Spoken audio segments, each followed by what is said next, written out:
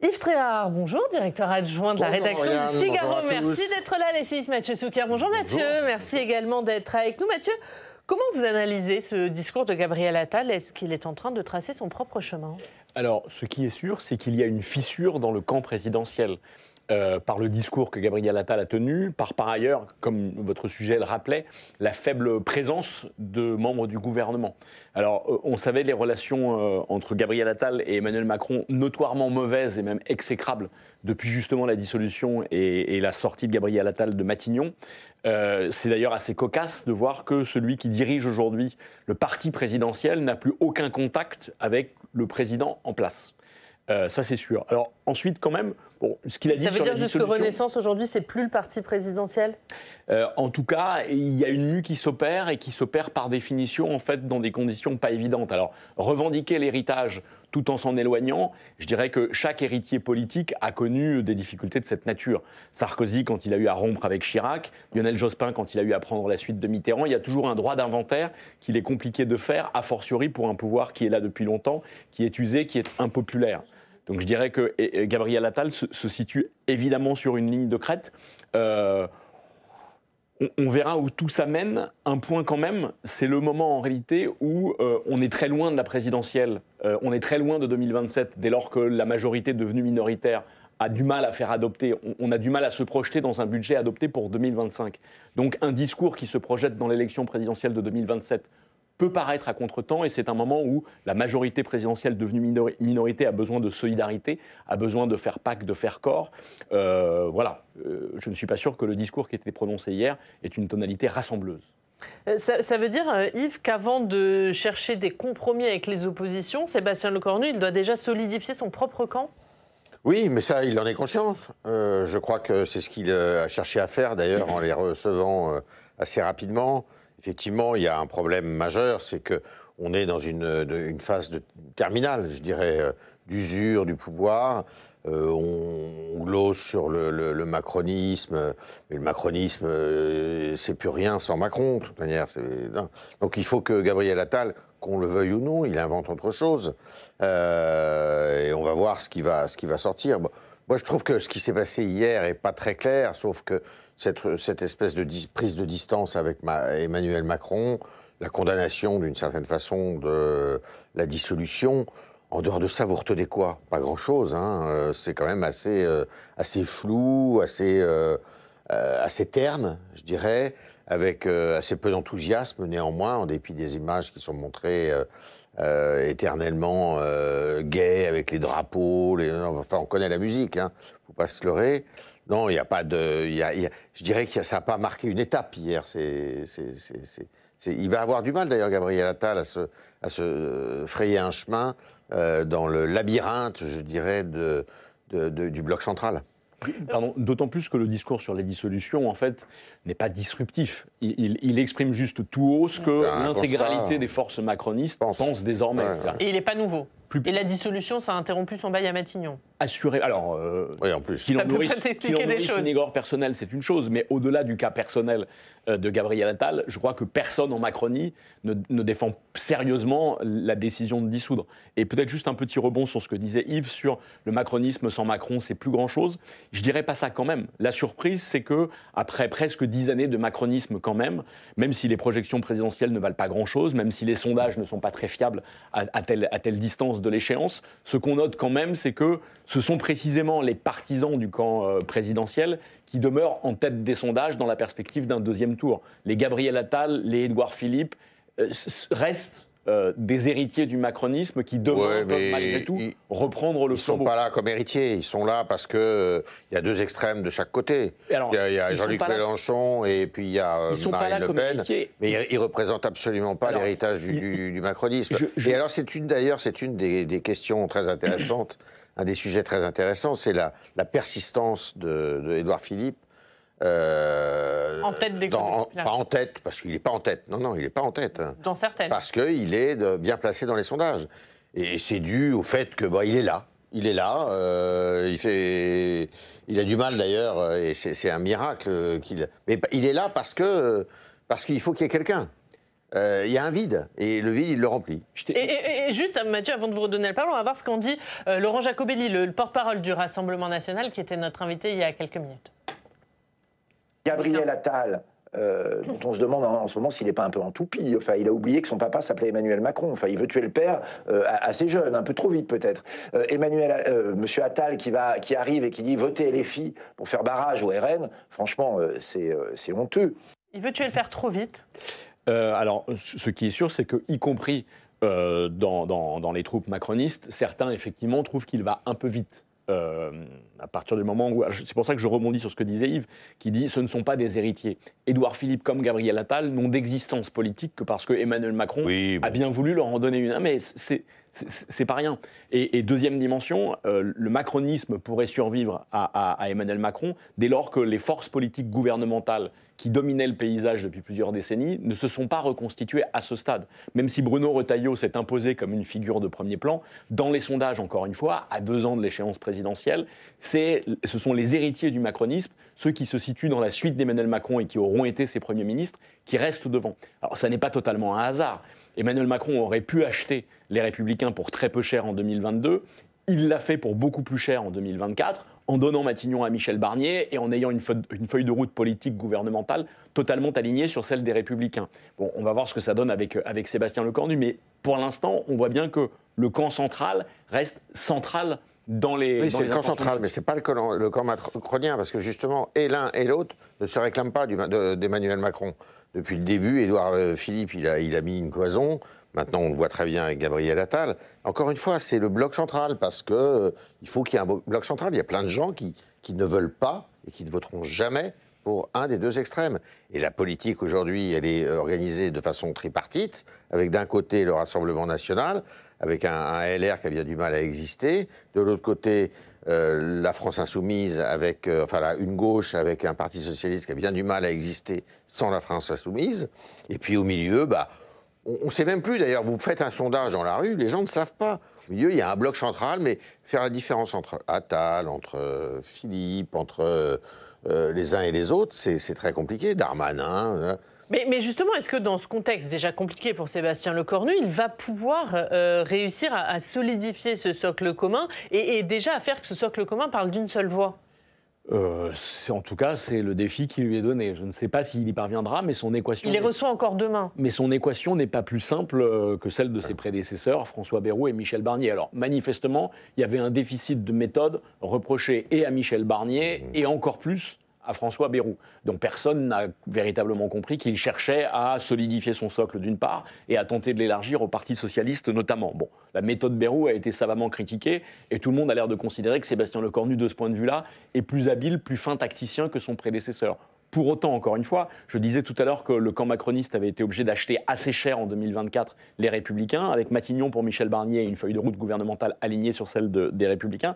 En réalité, si Sébastien Lecornu veut aujourd'hui solidifier son socle et en même temps l'élargir, il doit acheter encore plus cher le Parti socialiste. Acheter encore plus cher le Parti socialiste, je ne sais pas ce que ça veut dire en termes de politique fiscale ou en termes de réforme des retraites, mais ça veut dire quand même donner des gages au Parti socialiste dont on voit mal qu'il ne soit pas excessif par ailleurs pour les alliés républicains. Donc je ne sais vraiment pas comment Sébastien Lecornu se sort de l'équation politique qui est la sienne. Parce que son équation budgétaire reste, même avec une ardoise réduite, on ne sera peut-être pas sur les 44 milliards de François Bayrou, mais même avec une ardoise réduite, quand même relativement insoluble. C'est insoluble. Oui, alors, c'est pas insoluble vu de chez Sébastien Lecornu. C'est rassurant. Non, mais bon, j'adhère tout à fait à la description qui vient d'être faite et je pense qu'effectivement, c'est très compliqué pour lui. Mais plus j'avance, plus je me dis qu'Olivier Faure, son intérêt n'est absolument pas de toper pour une non-censure. Quel intérêt il aurait à ça? Passer pour un social traître? Perdre je ne sais pas combien de villes au municipal? Se faire battre si jamais il y a une dissolution aux législatives? Lui-même d'ailleurs, comme Boris Vallaud dans sa circonscription. Je ne vois pas où est son intérêt. Donc, dans la mesure où il n'y a pas un intérêt manifeste du côté du Parti socialiste, je ne vois pas pourquoi il accepterait un accord de non-censure. Il n'y a d'ailleurs pas d'avantage du côté des Républicains. Pour autant, je ne sais pas si on sait définir la ligne de crête qui permet encore une fois de garder les Républicains ou de gagner pour partie la neutralité du Parti socialiste sans perdre de l'autre côté les Républicains. Voilà, c'est là que l'équation est insoluble. Je dirais, en tout cas, personne n'a intérêt à la dissolution, ça c'est sûr.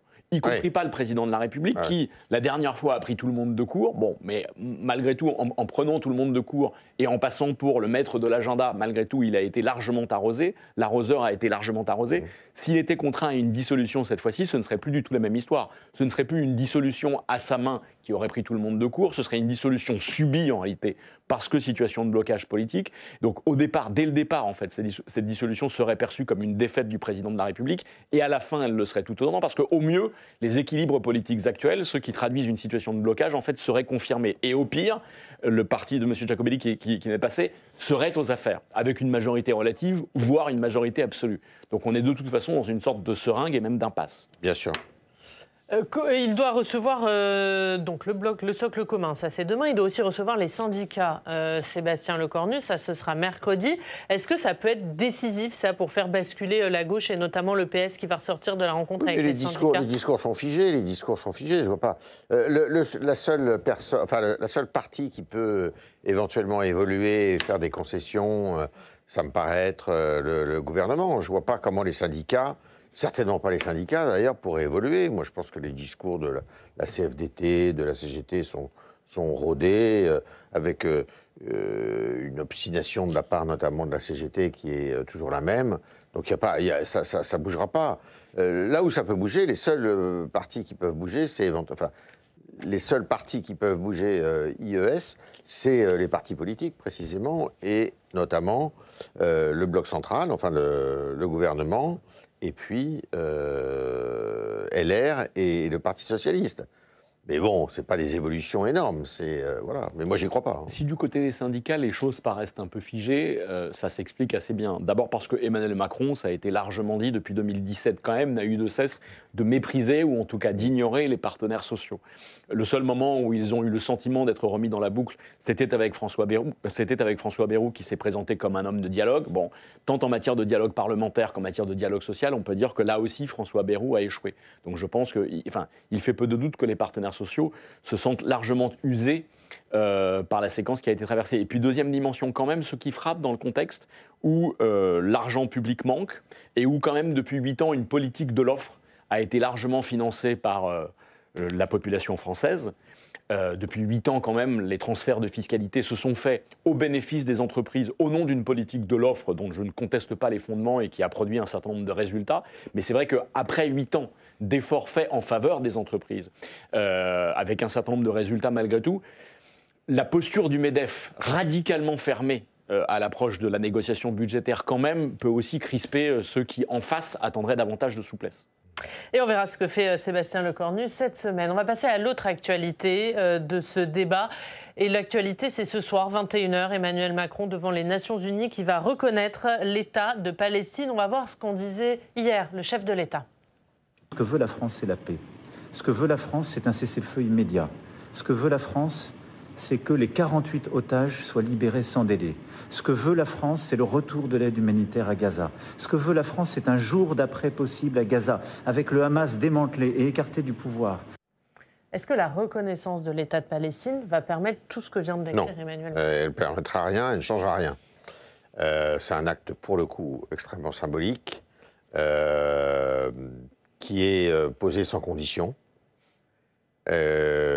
Qui pèse lourd, à mon avis, en termes de politique intérieure, vu du côté des Français juifs, très lourd même, qui ne réglera rien, pour autant en politique intérieure, parce qu'il y a deux portées. Il y a une portée diplomatique et il y a une portée de politique intérieure qui est manifeste, avec ça ne fera pas reculer l'antisémitisme, ça ne fera pas reculer...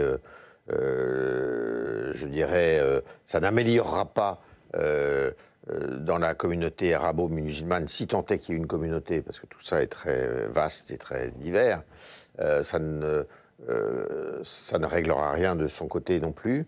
Donc c'est un geste, je dirais, c'est un geste vain. Mais il n'est pas aussi vain que ça quand même, parce qu'il se situe... Non, mais si on n'en prend que la portée symbolique, Il se situe dans la continuité et la continuation plutôt d'une politique arabe dont le tournant a été marqué en 1967 par le général de Gaulle. Donc elle est dans cette continuation-là. Moi, je pense que c'est quelque chose dont on ne parlera plus dans une semaine. Donc c'est-à-dire qu'il n'y aura pas de suite? C'est un geste sans effet. Mathieu? Ça ne va pas changer l'attitude de M. Netanyahou, ça ne va pas arrêter la guerre, ça ne va pas permettre la restitution des otages, ça ne changera rien. Sur le fond, je suis d'accord avec Yves, mais je ne l'exprimerai pas du tout de la même façon, évidemment. Je ne dirais pas que c'est un geste vain, parce qu'il n'a pas vocation à très court terme à produire des effets. Je dirais que précisément, c'est une démarche qui s'inscrit dans le long terme. Rappelons quand même que près de 150 pays ont déjà reconnu en réalité l'État de Palestine. Geste vain. Depuis non. le temps. Alors, ce geste n'est pas vain, d'abord parce que quand même, comme le disait Yves, c'est une reconnaissance symbolique du peuple palestinien au moment où sa reconnaissance physique... Le peuple, ça fait longtemps qu'on l'a reconnu. C'est l'État. Oui, mais enfin précisément, il y a la cohérence que vous évoquiez avec la position de la France depuis toujours, depuis 1947 en l'occurrence, et il y a la cohérence avec un certain nombre de principes fondamentaux auxquels nous adhérons, parmi lesquels il y a le droit des peuples à disposer d'eux-mêmes. Et donc précisément, puisque le peuple palestinien est reconnu, on peut dire qu'il était temps que d'une certaine façon, son droit à disposer d'un État digne de ce nom soit lui aussi reconnu. Donc, et encore une fois, c'est quand même au moment où l'existence physique même du peuple palestinien est plus que contestée, remise en cause par le jusqu'au-boutisme guerrier du gouvernement israélien, que cet acte fondateur est posé. Ça n'est pas rien. Nous assistons tous, quasiment impuissants depuis 2 ans, à un nettoyage ethnique dans la région. Et c'est d'ailleurs une tâche qui entachera durablement quand même la communauté internationale. Alors, Dominique de Villepin l'a dit de façon un peu vive et sans doute un peu politicienne vis-à-vis d'Emmanuel Macron ce week-end, mais c'est vrai, la communauté internationale échoue depuis 2 ans. Ce qui s'est passé le 7 octobre est terrible, mais ce qui s'est passé depuis le 7 octobre est absolument terrible. Et d'une certaine façon, la réponse de la France qui embarque avec elle 9 autres pays, dont l'Angleterre, dont l'Australie, dont le Canada, c'est pas rien. La position de la France est d'une certaine façon une réponse à ce qui se passe depuis 2 ans, au jusqu'au-boutisme guerrier de M. Netanyahou, qui aujourd'hui conteste même l'idée que le peuple palestinien puisse disposer d'un État. Moi, j'ai beaucoup de mal avec ce discours, parce que de toute manière, il y a une condition première, c'est la restitution des otages. Point. C'est le Hamas qui est responsable de cette situation. C'est le Hamas qui tient son peuple en laisse. C'est le Hamas qui détruit la cause palestinienne. Et c'est le Hamas qui est responsable de tout ce qui se passe, de cette tragédie. Même si côté israélien, il y a des jusqu'au-boutistes et des va-t-en-guerre tout à fait condamnables qui existent. Mais je suis désolé, aujourd'hui, il ne peut rien se passer.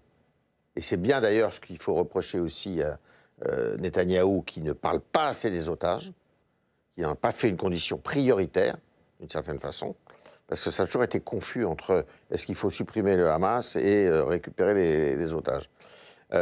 Mais le fait que des otages soient encore à Gaza est une honte planétaire. Planétaire. On ne discute pas ça. Alors, pour autant, contrairement à ce que disait Yves tout à l'heure, qui disait qu'il n'y avait pas de conditionnalité à cette reconnaissance, au contraire, cette reconnaissance est assortie d'un engagement de l'autorité palestinienne à non seulement organiser des élections, mais à démilitariser la zone. On connaît. Ben non, enfin on connaît. En tout cas, c'est précisément la condition. Oui, mais le problème, c'est qu'il faudrait reconstruire complètement l'autorité palestinienne, qui n'existe plus. On va juste voir ce qu'en dit le ministre des Affaires étrangères démissionnaire, Jean-Noël Barrot, qui était l'invité ce matin de TF1. Notre conviction profonde, c'est que l'État de Palestine, c'est la fin du Hamas et c'est la sécurité pour Israël. Notre plan, le plan de la France, qui vise la solution à 2 États et qui comporte des étapes concrètes pour préparer l'immédiate après-guerre. C'est ce qu'on appelle le jour d'après, pour qu'une mission internationale de stabilisation puisse venir à Gaza, assurer la protection des Palestiniens comme des Israéliens. Vous n'y croyez pas, ce jour d'après, Yves ? Mais attendez, on ne va pas être naïf quand même. C'est quand le jour d'après ? Vous croyez que vous allez le voir le jour d'après? Non mais attendez, il faut être... Bon, on ne peut pas... le jour d'après, très bien, mais M. Barrot ne sera pas là pour le construire le jour d'après. M. Macron non plus. Le jour d'après... Il va falloir des années pour vous. Mais qu'on puisse être sceptique, c'est une chose, mais quelle est l'alternative en face? L'alternative en face, encore une fois, c'est le jusqu'au-boutisme de monsieur Netanyahou, soutenu d'une certaine façon par Donald Trump, qui ne le gère pas, qui ne le maîtrise pas, mais qui propose avec lui une opération immobilière sur la Riviera, enfin sur Gaza rebaptisée en Riviera. Quelle est l'alternative? L'alternative, c'était d'avoir une politique vis-à-vis du Hamas qui soit beaucoup plus prégnante, beaucoup plus présente et beaucoup plus volontaire. Mais ça, on peut le dire après. Et on sait que M. Netanyahou lui-même, en réalité, avait pour allié objectif le Hamas. Je ne parle pas d'Israël, je parle de la France. On va écouter un dernier extrait. La France a beaucoup pesé sur Yasser Arafat en son temps. C'est Laïla Chaïd, l'ancienne déléguée générale de la Palestine en France. Elle était ce matin sur RTL. Juridiquement, vous reconnaissez ou vous ne vous reconnaissez pas. Mais vous ne pouvez pas reconnaître avec des conditions, parce que demain, l'anglais dira, moi, j'ai une autre condition, et le portugais, moi, une autre condition. La loi, le droit international dit, on reconnaît un État. Après, bien sûr, c'est à nous de faire libérer, et nous, on le veut plus que vous. Parce que toute la guerre est justifiée par M. Netanyahou en disant, c'est pour libérer les otages. Elle n'a pas raison, Yves? Non, mais d'accord, mais il faut, si vous voulez, il y avait un tas d'intermédiaires avec lesquels il fallait aller beaucoup plus loin, le Qatar, enfin, je comprends Mme Chaïd, que je connais depuis 50 ans, avec qui j'ai eu des débats passionnés et enflammés, mais d'accord, mais tout ça, c'est de la gesticulation, ça ne changera rien, et ça ne change rien. Encore une fois, hein, on peut être sceptique face à une situation, face à une équation diplomatique extrêmement complexe que nous ne parvenons pas à solutionner depuis longtemps. Ce qui est sûr, c'est qu'il y a une mécanique d'événements qui s'est enclenchée le 7 octobre. Rappelons effectivement que le 7 octobre est un truc absolument fou. Rapporter à la population française, ce serait 8000 morts d'un coup. Donc le 7 octobre, c'est une fracture majeure dans l'imaginaire collectif israélien. Et donc ce 7 octobre a produit derrière, encore une fois, une cascade de violence que nous payons aujourd'hui. Et donc de ce point de vue-là, Yves a raison. Cette boule de violence, on ne va pas la détricoter très vite. Pour autant, encore une fois, même quand la situation est complexe, on peut en revenir à des principes simples, en particulier le droit d'un peuple à disposer de soi-même. Yves, pour terminer, on va regarder la une du Figaro, État palestinien, le pari risqué d'Emmanuel Macron. Oui, donc tout est dit hein, dans cette effectivement, ça revient à notre conversation, c'est-à-dire que c'est un pari qui engage, c'est risqué. Oui, risqué au sens où s'il n'a pas d'effet d'Emmanuel Macron, pour lui-même, c'est un pari risqué parce que ça peut échouer. Je lui souhaite tout le succès possible, néanmoins. Hein, ça serait le bonheur de tout le monde, d'ailleurs. On va terminer par l'histoire du jour. Tout autre sujet, rien à voir, mais elle est aussi dans le Figaro. C'était ce week-end et elle incite à la prudence quand vous téléphonez dans le train. C'est un passager du train entre Marseille et Paris qui a surpris une conversation confidentielle entre deux salariés d'une entreprise. Problème, il parlait du licenciement à venir d'un certain Sylvain à son retour de vacances. Alors, le dit Sylvain n'était pas informé par son entreprise, mais il a été par une oreille indiscrète dans le train qui a écouté la conversation et a posté un message sur les réseaux sociaux. Une vidéo qui a tout de même cumulé 2,6 millions de vues. Et la conclusion de cette histoire, eh bien, elle nous vient de la SNCF qui a commenté la publication de l'oreille indiscrète. Elle a commenté la vidéo. On vous a pourtant dit, passez vos appels téléphoniques depuis les plateformes. Voilà, c'est la conclusion. Merci beaucoup. Merci Yves, merci Mathieu. Merci à tous de nous avoir suivis. On se retrouve demain. Très bonne journée sur Public Sénat.